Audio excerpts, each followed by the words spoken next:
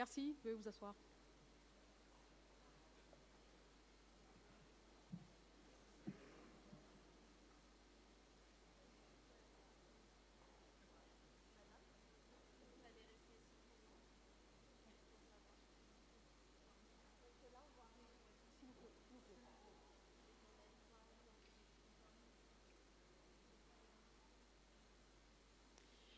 Excellences, Messieurs les présidents de la République démocratique du Congo, de la République française, bonjour et bienvenue à ce point de presse. Monsieur Macron, bienvenue encore une fois en RDC. Nous allons prendre les questions des journalistes du côté français et côté congolais. Nous avons 2 questions de chaque. Mais avant cela, Monsieur le Président de la RDC, Monsieur Félix Tshisekedi, vous venez de recevoir votre homologue français pour un tête-à-tête. Est-ce qu'on peut savoir quelles sont les conclusions de ces échanges et qu'est-ce qu'on peut dire sur la relation franco-congolaise? Où est-ce que nous en sommes? Merci, Madame. Avant toute chose, je voudrais souhaiter la bienvenue au Président de la République française, le Président Emmanuel Macron. Cher Emmanuel, tu nous fais un grand plaisir de venir en ce moment à Kinshasa, capitale du pays où nous sommes victimes d'une agression injuste et barbare. C'est dans le malheur, dit-on, qu'on reconnaît les amis, et le président Macron est là pour ça. Les relations entre la République démocratique du Congo et la République française sont au beau fixe. Et après la discussion que nous avons eue, le président Macron et moi, je peux dire que nous avons tracé les pistes d'une coopération encore plus importante. Vous savez que le président Macron a dernièrement esquissé les grandes lignes de sa nouvelle vision de la politique française en Afrique. Je l'ai encouragé à ce sujet parce que j'estime que la France-Afrique est dépassée et que si la France veut être aujourd'hui en compétition avec tous les autres partenaires de l'Afrique, elle doit se mettre au diapason, évidemment, de la politique africaine par rapport, évidemment, à ce que les peuples africains veulent et de la manière dont les peuples africains regardent désormais les partenaires de coopération au développement avec qui ils sont en contact. Je me suis réjoui d'apprendre de la part du président français que cette approche est aussi la sienne et que je lui laisserai évidemment le soin de préciser cela et que moi j'allais dire cela va dans le sens évidemment des intérêts de l'Afrique. Pour ce qui est de ce que j'ai évoqué en entrée en matière, c'est-à-dire cette agression injuste et barbare, comme vous le savez, il y a eu un mini-sommet à Addis Abeba récemment, au cours duquel nous avons désigné le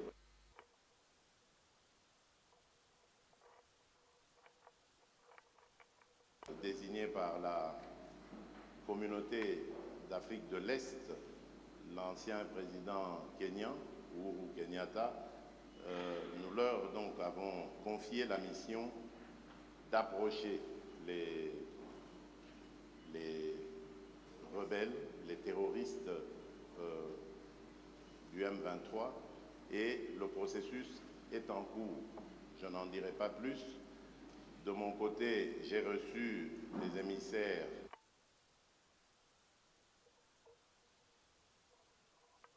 dans Macron, qui lui-même a récemment visité l'Angola et rencontré le président Lourenço, et il peut aussi, s'il le veut, dire ce qu'il en pense. Moi, je reste, comme vous le savez, toujours sur ma position. Je demande à voir, parce que nous ne sommes pas au premier processus prêt. Les cessez-le-feu, nous les avons déjà décidés depuis le processus de Nairobi. Ensuite, il y a eu celui de Luanda, où il y a eu encore un cessez-le-feu, plus un calendrier qui commençait le 25. Après le cessez-le-feu, il y avait le retrait jusqu'au 15 janvier, et puis ensuite le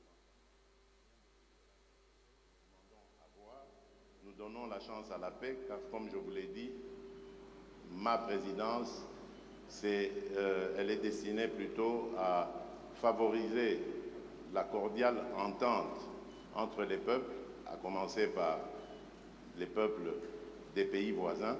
Donc je ne mettrai jamais d'entrave à tout ce qui peut aller dans le sens de respecter ou de promouvoir plutôt le processus de paix et de stabilité dans la région.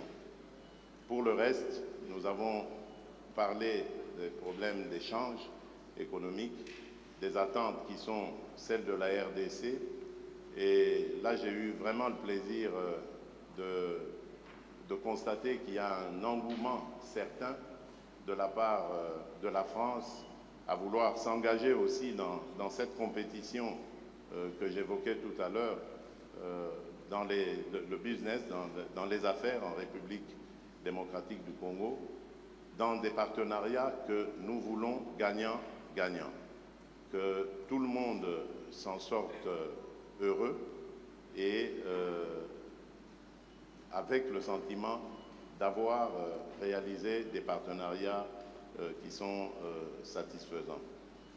Nous avons évoqué également le problème des forêts. Il revient d'ailleurs de Libreville, où il a participé au sommet One Forest Summit. C'est un sommet qui a pris en compte, qui s'est plutôt attardé sur la forêt tropicale, la forêt du bassin du Congo, qui, comme vous le savez, aujourd'hui est le premier poumon de l'humanité et un atout formidable pour la lutte que nous menons tous contre le réchauffement climatique. Là aussi, nous avons développé une série d'idées et nous sommes arrivés aussi à des conclusions de partenariat importants pour à la fois mettre en avant cet atout considérable qu'est la forêt, mais également comment par la transformation sur place, la transformation locale, nous pouvons créer de la richesse et des emplois, bref, une dynamique économique qui peut être favorable à nos pays. Là aussi, la France accepte de s'impliquer, de nous suivre, c'est une très bonne chose. Enfin, les minerais stratégiques, nous les avons évoqués. La France veut faire partie du débat. Ce qui m'a le plus intéressé, c'est ce partenariat qui va être conclu, je crois, avec la firme française BRGM, qui va nous apporter son savoir-faire et nous accompagner dans la certification de nos minerais, la cartographie, et plus tard, évidemment, ça nous aidera à pouvoir mieux exploiter ces domaines. Donc voilà en bref ce que nous avons passé comme sujet, et je peux dire en conclusion que la France revient en force en République démocratique du Congo. Nous espérons simplement que cela n'est pas juste un feu de paille et que ce sera vraiment un vrai départ à nouveau, parce que le président a fait d'ailleurs le constat qu'il n'y a pas beaucoup de firmes françaises en République démocratique du Congo en particulier, mais même aussi en Afrique en général, et qu'il serait temps que la France redevienne encore plus présente. Ce sera tant mieux pour nos relations, tant mieux pour les affaires, tant mieux pour l'emploi. Voilà, mesdames et messieurs, ce que je peux dire en substance, en attendant évidemment les questions des journalistes. Merci, je vous remercie. Président. Merci beaucoup. Monsieur le Président Macron, c'est votre première visite officielle en République démocratique du Congo, le plus grand pays de la francophonie. Mais vous arrivez quand même à un moment assez particulier où il y a une dégradation de la situation sécuritaire dans la partie est du pays. Quel serait votre premier message au peuple congolais qui vous suit en ce moment, pour ne pas dire celle de l'Est en particulier? Merci beaucoup, Madame. Monsieur le Président, cher Félix, Monsieur le Premier ministre, Mesdames et Messieurs les ministres, Mesdames et Messieurs les parlementaires, ambassadeurs, chers amis. D'abord, je veux dire combien je suis heureux d'être aujourd'hui pour ma première visite, en effet, en République démocratique du Congo, dans cette salle historique pour l'histoire de votre nation. Et après avoir accueilli comme invité d'honneur le Président, en particulier au Forum sur la paix en 2019, puis retrouvé lors du sommet sur le financement des économies en 2021, il était grand temps que, à mon tour, je vienne. Alors cette visite est la dernière étape, le point d'orgue en quelque sorte d'une tournée de 4 jours qui m'a conduit de Libreville à Luanda puis Brazzaville jusqu'à vous, Kinshasa. Et c'est ici en effet que se jouent nombre de combats du siècle, y compris ceux que nous avons portés ces derniers jours, celui pour la forêt et justement ce trésor du bassin du fleuve Congo. Alors cette visite, vous l'évoquiez à l'instant, arrive à un moment particulier pour la République démocratique du Congo et j'en mesure toute la gravité. Elle intervient à un moment, vous l'avez dit, Président, où une région, un peuple, un pays, vit le nouvel acte d'une tragédie qui, depuis près de 30 ans, ne s'est jamais vraiment éteinte. Des centaines de milliers de Congolais revivent le cauchemar de la guerre, de la fuite, du dénuement absolu. Une ville, Goma, est à nouveau sous la menace d'une rébellion qui emprunte de nouveaux acronymes, aujourd'hui le M23, mais dont le visage et les soutiens extérieurs et l'agenda sont connus. La France ne s'est jamais résignée à une soi-disant fatalité de l'histoire et à ce que l'horreur de la guerre puisse se répéter. Parce que la guerre qui revient, c'est ajouter des morts aux morts et des drames aux drames. Et en disant cela aujourd'hui, je veux également pleinement mesurer le poids de l'histoire, les drames qui se sont joués dans votre pays, les crises et guerres précédentes, qui nécessiteront que la justice pour le temps présent et la justice pour les crimes passés puissent passer. Face à une histoire dont le nombre de victimes équivaut à celui des guerres mondiales que nous avons vécues, la France ne prétend pas, et je ne prétends pas avoir seule une solution. La solution est dans un réveil collectif, dans la prise de conscience qui se joue ici, qui est l'affaire de tous et de toute la région. Et aux crimes et aux tragédies qui se déroulent sous nos yeux, nous ne devons pas ajouter l'oubli et l'abandon. Alors je souhaite aujourd'hui que la France reste fidèle à son rôle d'allié indéfectible de la RDC pour défendre son intégrité et sa souveraineté. La République démocratique du Congo ne doit pas être un butin de guerre. Le pillage à ciel ouvert de la République démocratique du Congo doit cesser. Ni pillage, ni balkanisation, ni guerre.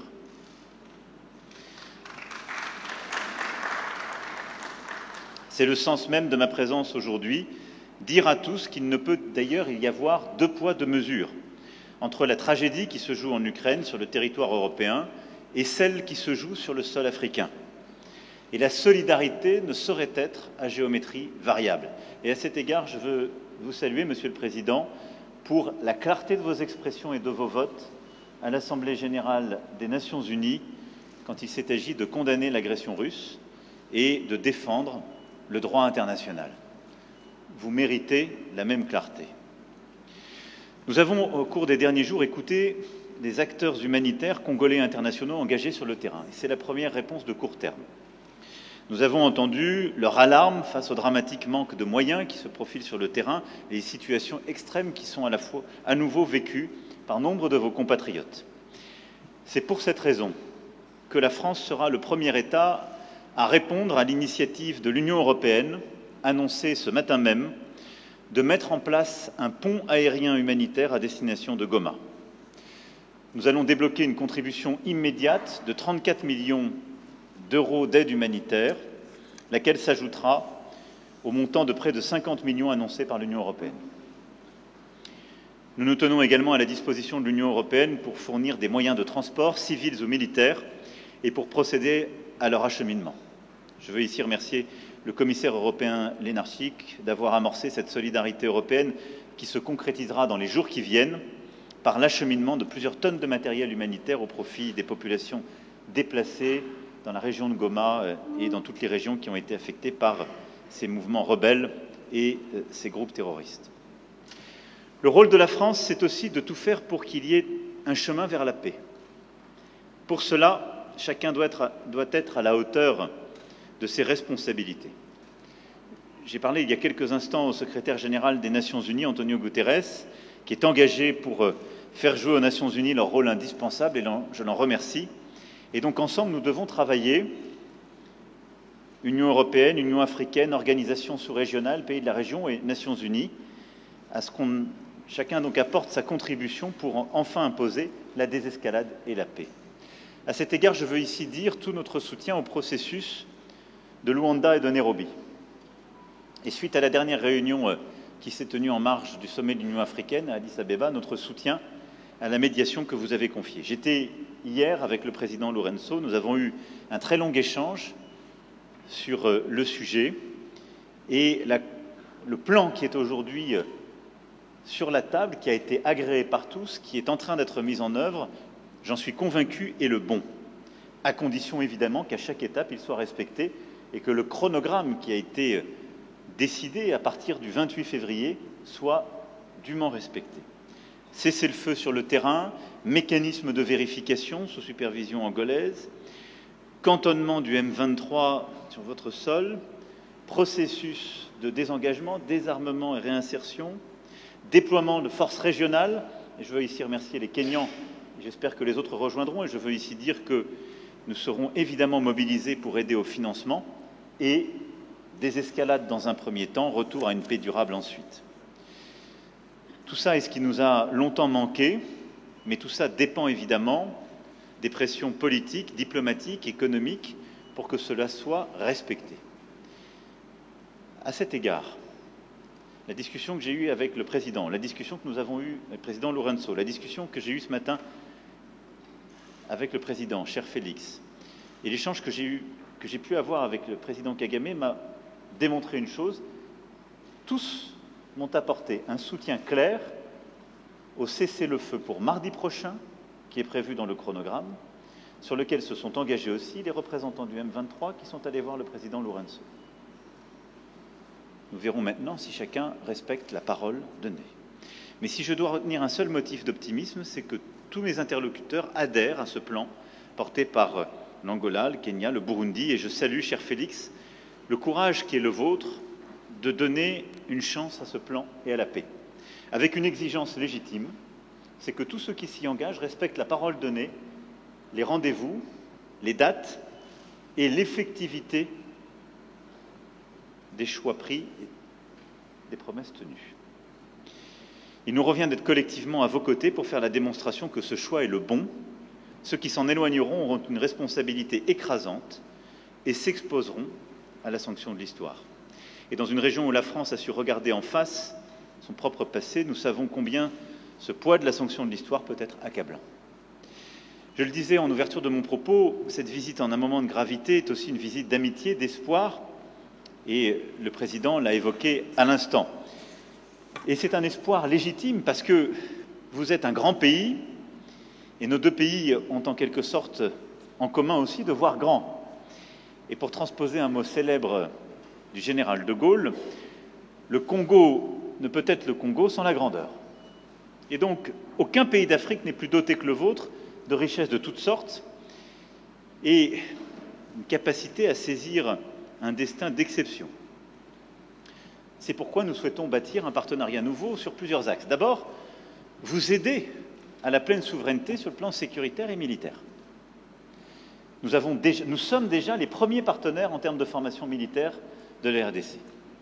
Nous souhaitons faire davantage parce que la condition pour qu'il y ait, dans la durée, la fin des pillages, la fin du risque de balkanisation que j'évoquais, c'est qu'il y ait le retour de l'État régalien et des conditions de cet État régalien partout sur le territoire. Nous souhaitons être des partenaires dans la durée de ce travail. Formation, équipement, capacité à être à vos côtés, ça correspond au nouveau partenariat qui est le nôtre. Deuxièmement, c'est sur le terrain économique, vous l'avez dit. Nous allons cet après-midi, dans une conférence économique, illustrer ce que je disais lundi. Nous répondons aux demandes qui sont les vôtres, on ne vient pas plaquer des solutions, on vient avec des entreprises de toute taille, de tous ordres, et beaucoup d'entreprises nouvelles. Nous assumons d'être là, y compris pour défendre nos intérêts économiques, et on le fait en amenant avec nous toutes les compétences, et y compris les Européens. Et je me félicite que 2 commissaires européens seront à nos côtés cet après-midi. C'est pas simplement la France, mais la France et l'Europe, sur la base d'un partenariat équilibré et respectueux, et des services urbains, si importants pour vous, on l'évoquait ensemble, du numérique jusqu'au domaine minier, où nous souhaitons travailler avec vous pour bâtir un cadre de confiance qui permettra une exploitation au service des Congolais, dans les meilleures conditions scientifiques, permettant justement la coopération et notre expertise. C'est, je crois, la clé de ce partenariat économique qui nous permettra aussi de faire mieux. Parce que l'Afrique est un théâtre de compétition. Il faut que cette compétition se fasse dans un cadre loyal, qui serve les intérêts des populations, qui aide à lutter contre la corruption, mais où nous avons notre place à jouer, ni plus ni moins. Ensuite, après le sécuritaire et l'économique, c'est la science et la recherche. J'aurai cet après-midi l'occasion et l'honneur d'être reçu par le professeur Muyembe, découvreur du virus Ebola, dans ce fleuron de la recherche scientifique congolaise et africaine qui est l'Institut national de recherche biomédicale. Et je veux ici d'ailleurs rappeler combien la France a été engagée dans cette lutte contre le virus Ebola, avec les meilleures équipes de l'INSERM, de plusieurs de nos laboratoires, combien nos chercheurs, nos épidémiologistes sont venus. Yves Lévy avait eu cette mission confiée il y a quelques années, ici même, et je veux saluer cette coopération, mais l'INRB, dans le séquençage des virus les plus dangereux, dans la lutte contre la pandémie de Covid-19, dans la formation d'étudiants venus de toute l'Afrique, prouve tout ce qu'on peut accomplir quand notre coopération se donne les moyens. Et sur ce modèle qui est un fleuron de la coopération franco-congolaise, je souhaite qu'on aille beaucoup plus loin, et la ministre de l'Enseignement supérieur et de la Recherche pourra illustrer cette volonté dans de nombreux domaines d'échanges scientifiques et universitaires. Je souhaite aussi que nous puissions le faire dans les domaines de climat et de biodiversité, autour de la question des forêts, si importante et que vous avez réévoquée. Enfin, voir les choses en grand, c'est le voir aussi pour la culture congolaise, c'est votre puissance. Il faut l'exercer, c'est votre intérêt, c'est le nôtre, d'avoir en Afrique et dans le monde, si je puis dire, l'équivalent d'un Nigeria francophone. Les créateurs et entrepreneurs qui nous accompagnent avec la ministre amènent avec eux, outre un immense intérêt pour leurs homologues congolais, tous les outils et les réseaux pour l'aider à se développer dans nombre de domaines nouveaux. Jeux vidéo, séries télévisées, bandes dessinées, e-sport, univers virtuel. De nombreux domaines où la créativité, le génie congolais a sa place à jouer, sa vocation, et qui sont des moyens d'expression, de partage pour nos jeunesses, des moyens aussi de création, de développement de nos industries culturelles et créatives extrêmement importants. Et dans ce cadre, je veux ici dire combien, à mes yeux, la langue française n'est pas simplement un trait d'union, mais un trésor en partage dont vous êtes devenu le centre de gravité. Plusieurs présidents de la République sont venus avant moi ici pour parler de francophonie. Et lorsque François Mitterrand s'est rendu à Kinshasa en 1984, parler de francophonie, la défendait ici, la France était 2 fois plus peuplée que votre pays. Je viens ici devant vous en vous parlant de francophonie et en assumant totalement que vous êtes le premier pays francophone par votre démographie. C'est une force, une fierté, mais dont il faut tirer toutes les conséquences. C'est une communauté de langues, de valeurs, de solidarité, de progrès, d'exigence. C'est aussi une communauté de création, de dynamisme. Et je suis convaincu que la vocation qui est celle de la République démocratique du Congo est de prendre toute cette place, la première, dans la francophonie de demain. Et je souhaite qu'ensemble, on puisse bâtir les prochains rendez-vous et en particulier des annonces fortes lors du sommet pour la francophonie que nous aurons organisé en France en 2024. Merci beaucoup. Merci, Monsieur le Président. Nous allons donc passer à la phase questions-réponses. Alors, nous allons commencer par Michel Kifinda de Radio Okapi qui a une question, je pense, sur les aspects sécuritaires. Michel Kifinda, vous avez le micro. Merci. Je suis Michel Kifindangoy de Radio Okapi. Ma question va s'adresser à M. le Président Emmanuel Macron. Monsieur le Président, la mémoire congolaise retient d'une façon fraîche que la France a joué un rôle pertinent dans le génocide rwandais et surtout dans l'entrée des FDLR en RDC avec l'opération turquoise. Vous vous rappelez, il y a eu un couloir humanitaire. On a fait entrer des militaires avec armes et munitions malgré l'opposition de l'autorité congolaise. Aujourd'hui, la RDC a déjà enregistré plus de 10 millions de morts. On est victime de notre solidarité. Comment la France compte-t-elle résoudre personnellement, puisque vous étiez là et c'est vous qui avez fait entrer ces militaires, cette problématique de la sécurité dans l'Est, et comment comptez-vous réparer le préjudice causé à la population congolaise? Ça, c'est le premier aspect de ma question.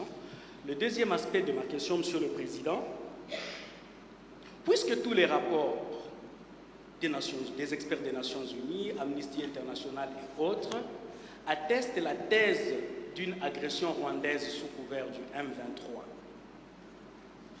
nous constatons que la France n'est pas assez chaude à condamner le Rwanda, à demander des sanctions, puisque vous siégez au Conseil de sécurité des Nations Unies, mais vous le faites avec agressivité contre la Russie. Pourquoi cette léthargie du côté congolais, pardon? Vous sentez-vous plus coupable de la mort de 800 000 Rwandais plutôt que de 10 millions de Congolais? Qui plus est, vous avez même donné 20 millions de dollars au Rwanda, pays agresseur à la RDC. La RDC peut-elle toujours continuer à considérer la France comme un pays ami? Merci, Monsieur le Président. Merci, Michel. Merci pour vos questions. J'ai dit dans mon propos introductif, et je vous le redis avec beaucoup de clarté, que la France est un allié de la RDC, continuera de l'être.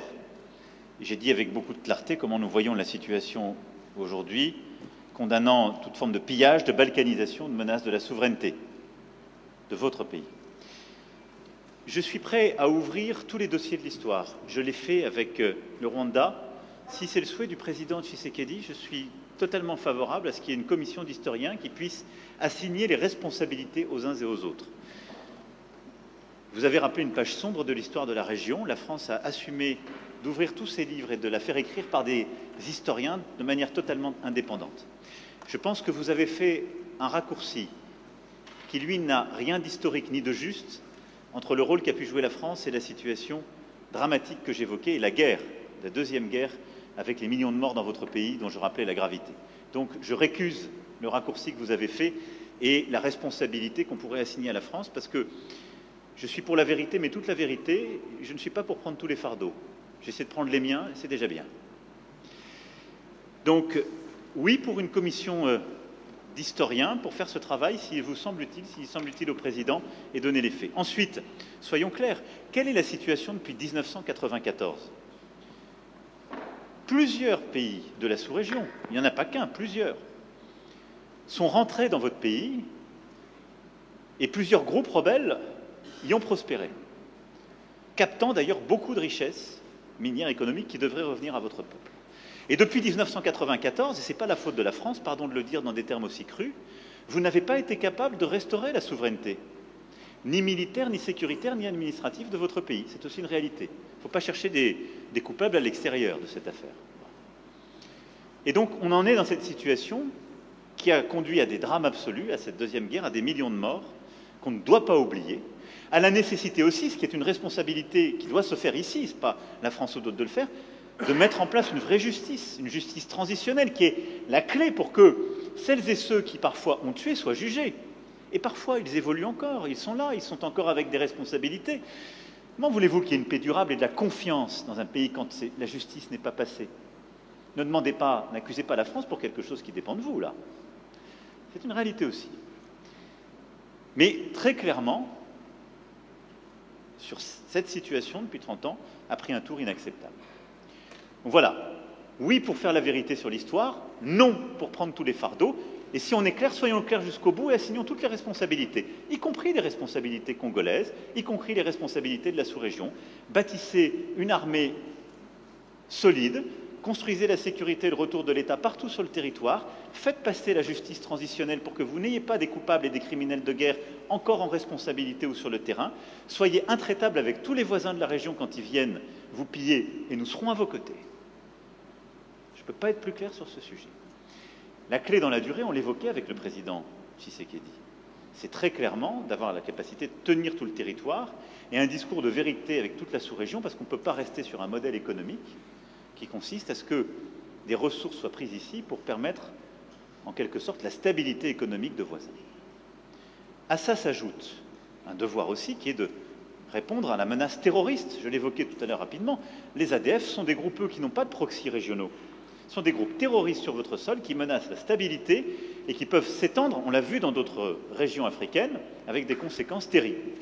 Et ces mouvements terroristes islamistes, il faut aussi les combattre, c'est une question de sécurité nationale. Ensuite, pour ce qui est du M23 et des sanctions, j'ai toujours été très clair, et la France a constamment condamné le M23 et tous ceux qui le soutiennent.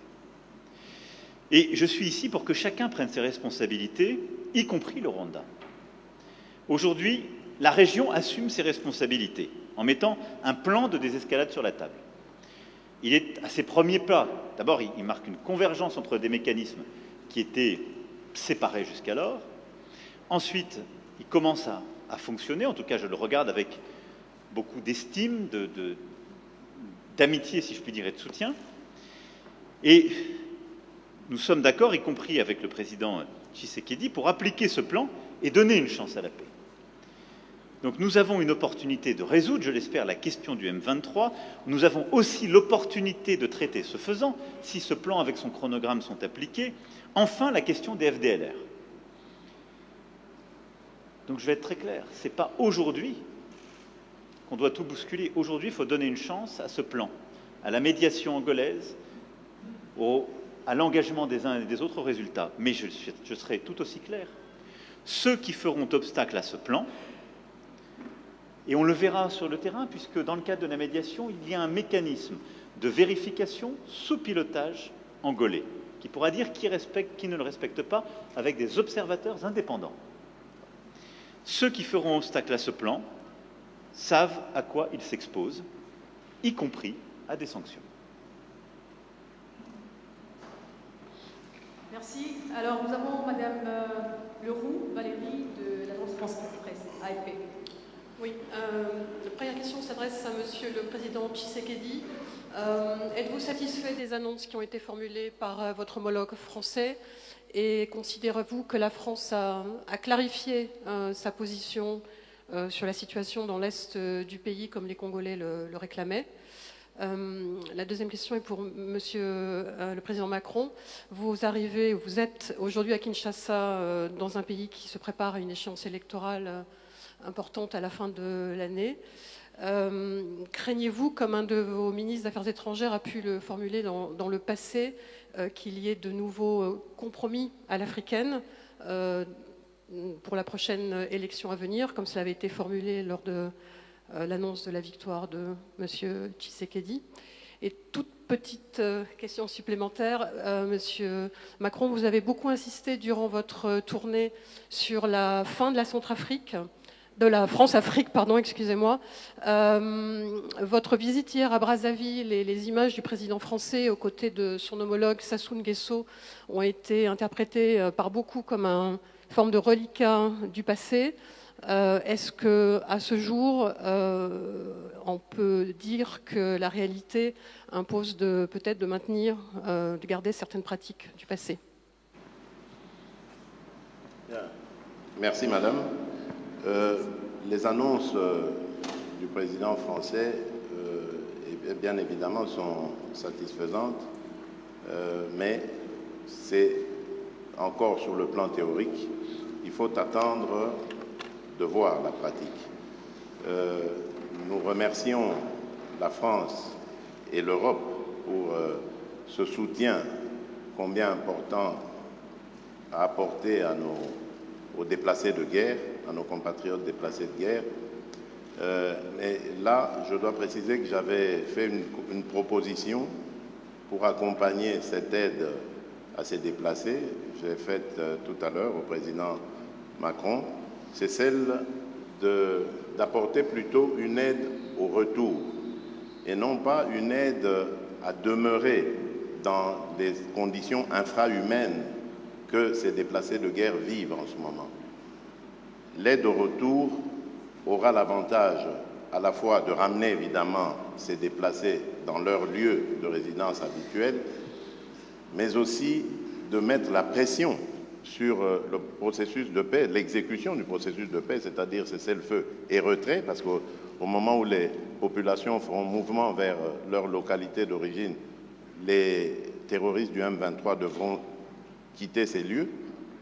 Et enfin, chose importante, ça donnera la possibilité, cette fois-ci, à la Commission électorale nationale indépendante de déployer ces machines et d'ouvrir ces bureaux pour enregistrer les électeurs. Parce qu'en ce moment, je vous le rappelle, nous sommes déjà en phase du processus électoral. Les électeurs sont en train d'être enrôlés. C'est déjà fait dans la partie ouest du pays. Actuellement, nous sommes dans la partie centre et la partie est.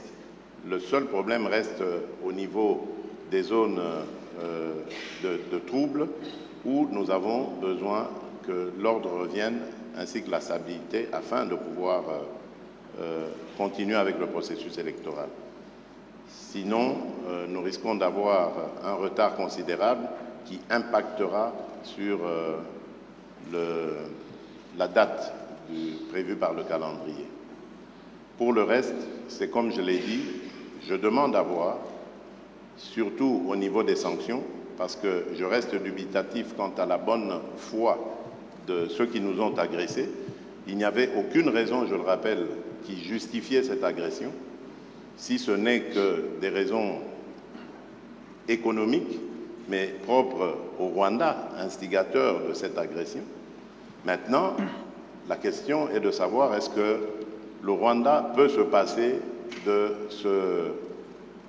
ce pillage systématique de la République démocratique du Congo qui date maintenant d'une vingtaine d'années. Et si c'est le cas, ben ça se vérifiera à travers ce processus. Et si ce n'est pas le cas, c'est là que je vérifierai les propos et les engagements du président Macron par rapport aux sanctions à prendre contre le Rwanda, et ça, il faut le préciser. Je vous remercie.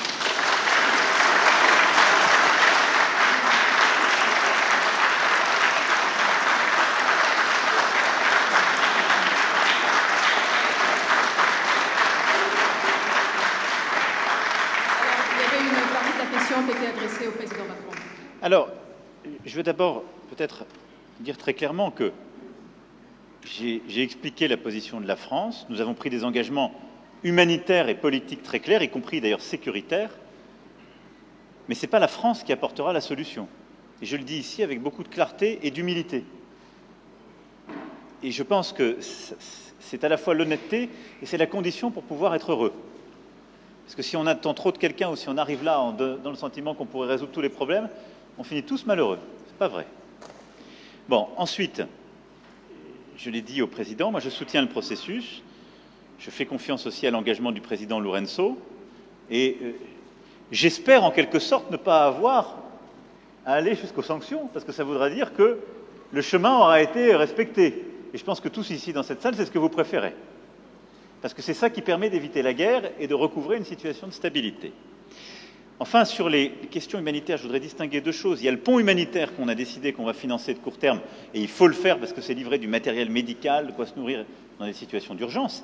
Et ensuite, il y a la question de réfugiés et de déplacés, et je souscris à ce qui a été dit par le président, et nous accompagnerons ce mouvement sur à la fois le retour de ces populations vers des lieux qui auront été libérés par les M23. Puis le président m'a aussi parlé d'autres camps de réfugiés, cette fois-ci côté rwandais. Sur ce qui est des élections à venir, il y a un calendrier, il y a un engagement. La France a toujours été très claire, c'est-à-dire là aussi. Je pense que si on veut que les choses marchent, il faut partir avec de la confiance et se donner les moyens de la confiance. Et donc qu'il y ait un processus loyal, qu'il y ait une commission nationale indépendantes qui suivent le processus, avec des personnalités incontestables d'un point de vue politique et neutre, et qu'il y ait des systèmes d'enregistrement et d'organisation du vote qui soit aux meilleurs standards et qu'il y ait des observateurs régionaux, internationaux, déployés partout, avec peut-être d'ailleurs une association des communautés religieuses pour que de manière très locale, il puisse y avoir des observations dans chaque bureau de vote et qu'il y ait un processus de confiance qui soit mis en place. Donc moi, j'ai confiance en cela. Je sais combien le président Tshisekedi, qui est le fruit d'une alternance politique, est attaché à la clarté démocratique. Il n'y a aucune raison pour que les choses ne se passent pas dans les meilleures conditions. Et le rôle de la communauté internationale, c'est d'y aider en fournissant les moyens, la bonne organisation et le reste. Pour ce qui est de la France-Afrique, dont vous avez parlé, et de la fin de la France-Afrique et du fait qu'il n'y ait plus de France-Afrique, je ne suis pas sûr qu'on soit dans le meilleur pays pour en parler. Pas une façon de nous défausser, mais c'est une réalité, là aussi. Mais qu'est-ce que ça veut dire? Ça veut dire qu'on assume tout et qu'on part d'un nouveau pas. Le président Sassou Nguesso est président depuis longtemps dans son pays. Bon, c'est pas le choix de la France. Ça fait 14 ans qu'il n'y avait pas eu un président français qui était là-bas, et c'est normal que ce ne soit pas le choix de la France, parce qu'il se trouve qu'il n'est pas président français. Donc, quand on va au Congo-Brazzaville, parce qu'il faut humilier personne quand on fait une tournée régionale, ça ne me choque pas particulièrement que le président français rencontre le président du Congo. Voilà. Alors après, la question, c'est qu'est-ce qu'on lui dit? C'est pas pour lui servir la soupe. Et donc, j'ai tenu un discours cohérent avec ce que je vous disais lundi, qui est celui de bâtir des nouveaux partenariats. Une politique pour le climat et la forêt qui correspond à nos ambitions et l'application de ce qu'on a lancé à Libreville, une politique culturelle nouvelle en défendant justement les artistes, y compris les plus insolents et les plus innovants, de nouveaux partenariats en matière économique pour les petites et moyennes entreprises, pour faire davantage là-bas, et améliorer le cadre d'affaires, ce que je lui ai demandé, parce qu'il n'est pas bon aujourd'hui. Donc c'est une politique exigeante, sincère, d'avenir. Voilà. Mais si on se met en quelque sorte dans une situation qui consiste à dire partout où il y a des dirigeants qui ne sont pas élus aux meilleurs standards démocratiques ou ceux qui nous plaisent, ou qui sont là depuis trop longtemps, il n'y a plus de déploiement de la France ou de partenariat, ben vous serez les premiers à m'expliquer le lendemain qu'il n'y a plus de politique de la France du tout et qu'il n'y a plus de présence de la France. Donc, on fait avec les dirigeants qui sont là, avec respect. Donc, il y a du respect, on l'en doit à la fois au président Sassou Nguesso et à son peuple. On le fait en constatant nos accords et nos désaccords et en essayant de bâtir une politique d'avenir et en disant ce qui ne va pas quand ça ne va pas, ce que j'ai fait hier. Donc je pense que c'est cohérent. Mais c'est exigeant.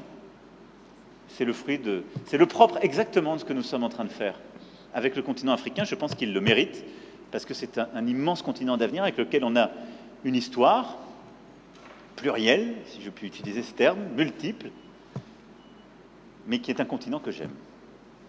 Merci beaucoup. Monsieur le Président, vous avez une réaction par rapport à la question qui a été posée? Oui, je voulais réagir par rapport à cette question sur le compromis à l'africaine, enfin ce petit commentaire, pour dire que, voyez-vous, madame, c'est justement ça qui doit changer dans nos rapports avec la France en particulier, mais l'Europe en général, l'Occident. Votre façon de voir les choses lorsqu'elles se passent en Afrique. Quand il y a des irrégularités aux élections américaines, on ne parle pas de compromis à l'américaine. Lorsqu'en France, il y a plusieurs années maintenant, lors des années Chirac, il y a eu un scandale sur des électeurs décédés qu'on a fait voter, on ne parlait pas de compromis à la française. Je crois qu'il doit y avoir du respect dans la considération que nous avons les uns envers les autres. Nous n'avons aucunement l'intention de galvauder l'opinion de nos électeurs. Le processus électoral est entamé. Nous avons tiré suffisamment la sonnette d'alarme pour dire que s'il y a risque de dérapage, ce n'est pas à cause des autorités du pays ni des responsables de la CENI, c'est simplement dû au fait que nous sommes un pays agressé par le Rwanda, l'agression à laquelle d'ailleurs a fait suite un déplacement massif de population, d'électeurs, qui pouvaient être en ce moment en train d'être enrôlés, mais qui malheureusement ne peuvent pas à cause du fait qu'ils sont loin de leur base. Et à cause de cela, nous risquons de prendre du retard dans l'enrôlement. Et s'il y a retard dans l'enrôlement, il y aura retard dans le vote de la loi sur la répartition des sièges, parce que c'est très important, c'est en juin qu'elle doit intervenir, pour que nous puissions ensuite aller sur un processus électoral crédible. Sans cela, jusqu'à ce stade, je ne sais pas comment nous allons nous y prendre. Est-ce qu'il faut stopper le processus d'enrôlement des électeurs en attendant que la paix revienne, avec le risque que cela impacte sur le respect du calendrier, ou faut-il continuer le processus en ne prenant pas en compte les populations nombreuses de déplacés de guerre? C'est ça qui peut poser problème. Et si demain, nous allons aux élections dans des conditions difficiles, vous parlerez de compromis à l'africaine, alors qu'aujourd'hui, ces mêmes Africains sont en train d'attirer votre attention sur cette ignoble et injuste agression due au fait du Rwanda et demandons même des sanctions, personne n'en parle.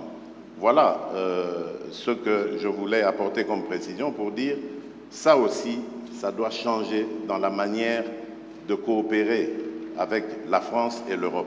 Regardez-nous autrement, en nous respectant, en nous considérant comme de vrais partenaires, et non pas toujours avec un regard paternaliste, avec l'idée de toujours savoir ce qu'il faut pour nous, et non pas pour...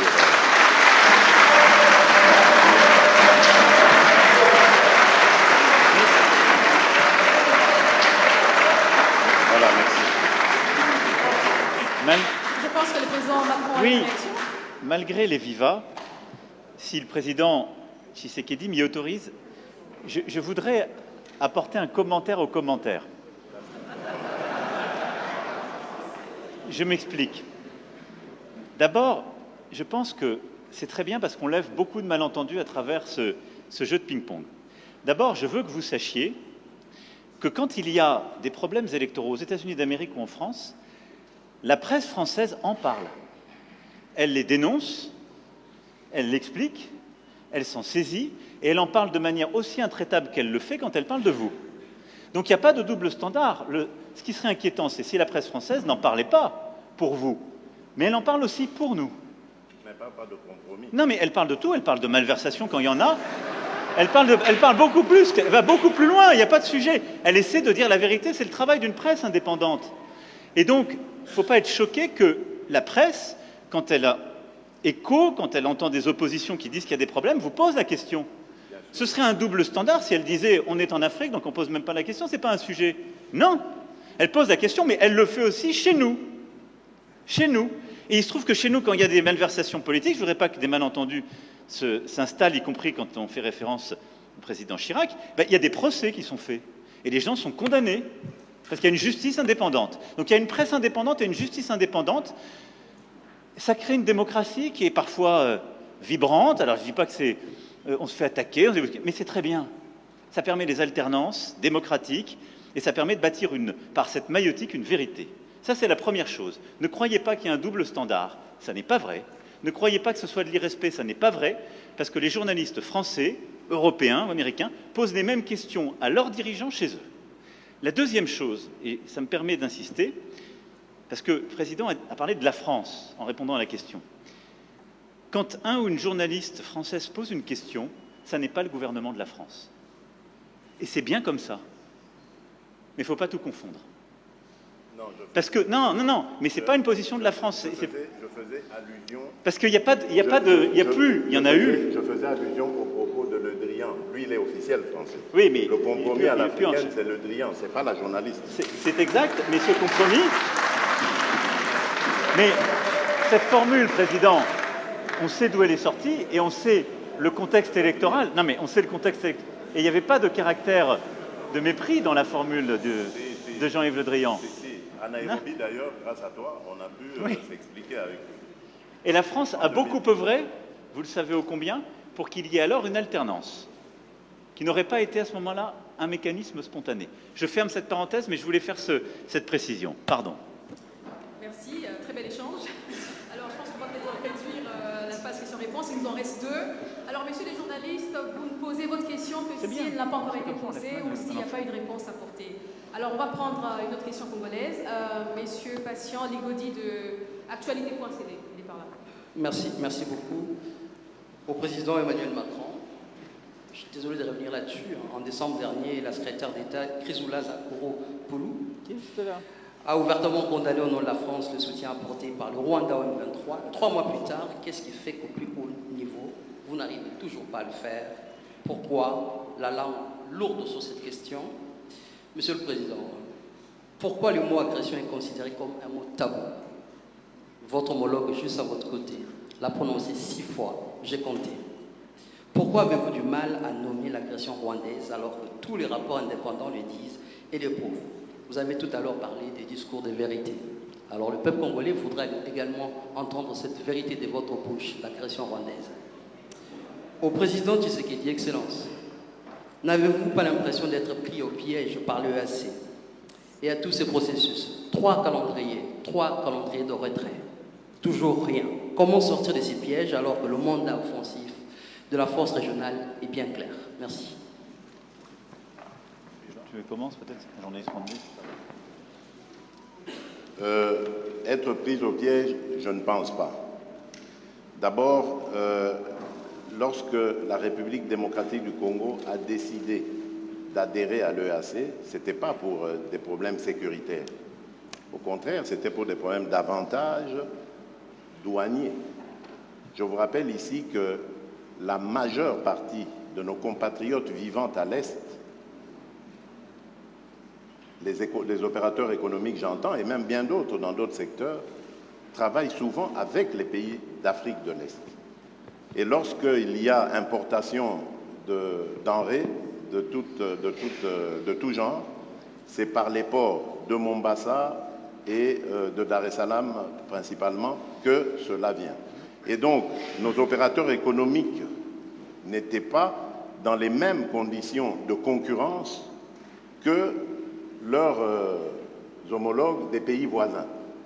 Et ça avait un impact négatif pour notre économie parce qu'ils étaient obligés à ce moment-là de migrer vers ces pays, de vivre là-bas et donc de faire gagner plus de ressources à ces pays-là qu'à la République démocratique du Congo. Donc ça, ce n'est que pour l'aspect économique. Il y en a bien d'autres qui ont milité à ce que nous prenions la décision d'adhérer à cette communauté. Et puis, vu la taille de la République démocratique du Congo qui se situe au centre de l'Afrique, ça aurait été une opportunité formidable, surtout en ce qui concerne aujourd'hui la zone de libre-échange continentale, l'intégration de l'Afrique. Ça aurait été une opportunité formidable d'adhérer, et c'est une opportunité formidable parce que ça nous permet d'être au cœur de tous ces échanges entre l'océan Indien et l'océan Pacifique. Donc il faut regarder notre adhésion à la communauté d'Afrique de l'Est de cette manière-là. Malheureusement, entre-temps, par accident ou par velléité hégémoniste ou de pillage de nos ressources, le Rwanda nous fait la guerre, mais cela ne doit pas remettre en cause toute la raison d'être de notre adhésion dans cette communauté. Alors, maintenant, lorsque vous me parlez de piège, je ne suis pas d'accord avec ça. Parce que d'abord, les forces kenyanes se sont déployées comme elles s'étaient engagées de le faire. C'est le cas aujourd'hui. La difficulté, et j'en conviens avec vous lorsque vous parlez de sorte d'attitude bizarre de la part de la communauté de l'Afrique de l'Est, la difficulté aujourd'hui, c'est de passer à la contrainte, comme ça avait été le cas. Mais vous savez, la contrainte, c'est la guerre. La guerre, on sait quand on la commence, on ne sait pas quand on la termine. Vous avez plusieurs exemples dans le monde aujourd'hui.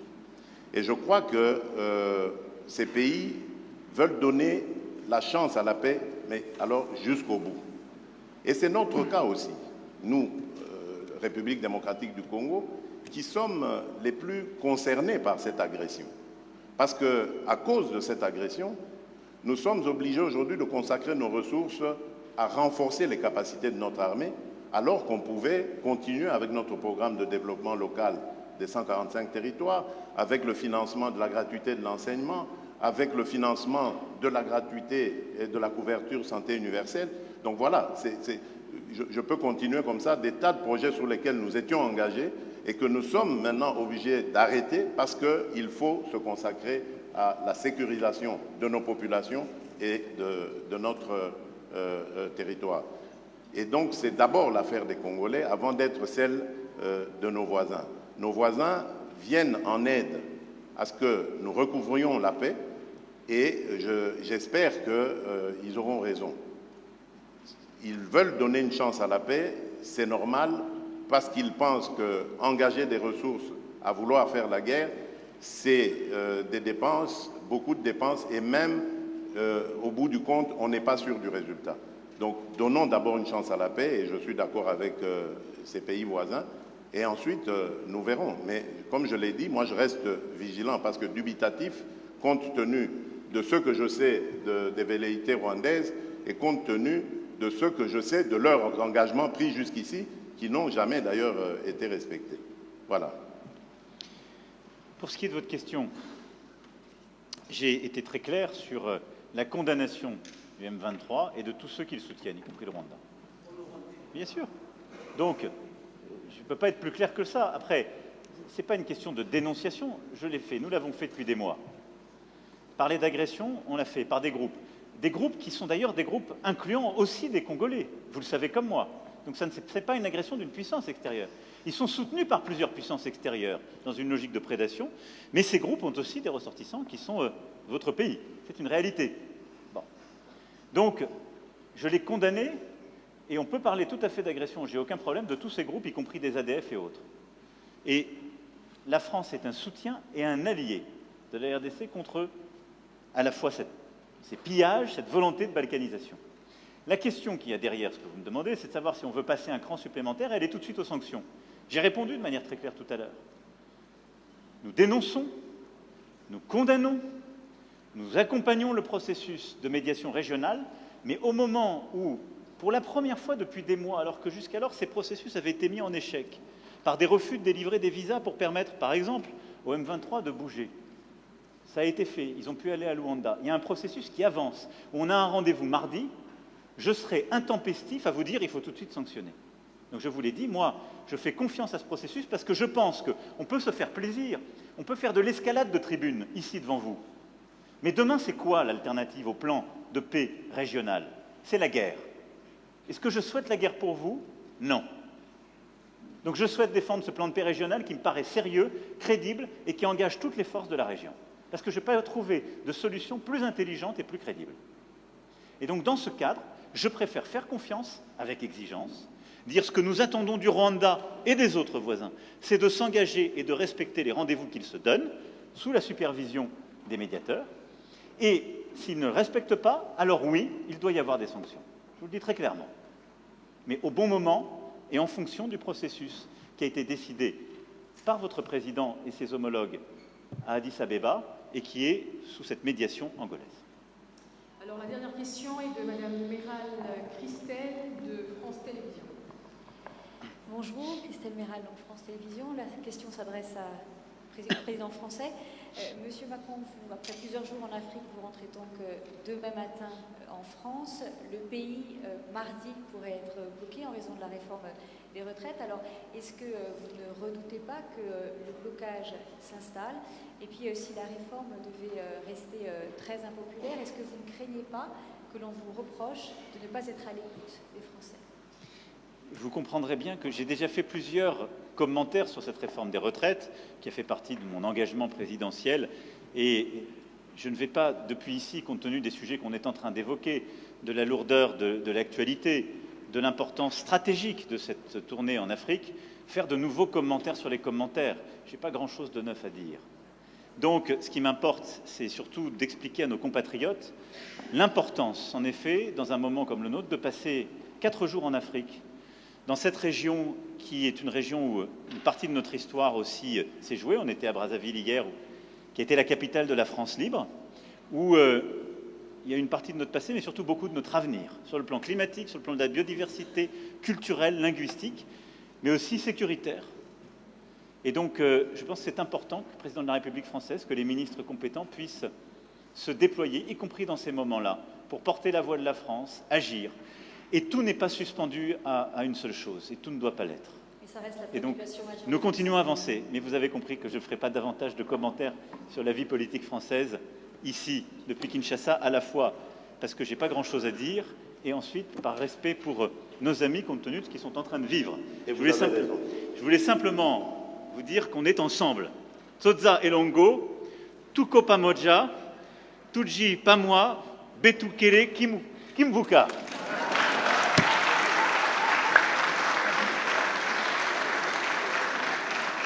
Merci beaucoup, Vos Excellences, Monsieur le Président de la RDC de la France. Vous êtes prêts à ce jeu de questions-réponses. Merci à tous. Restez assis, s'il vous plaît.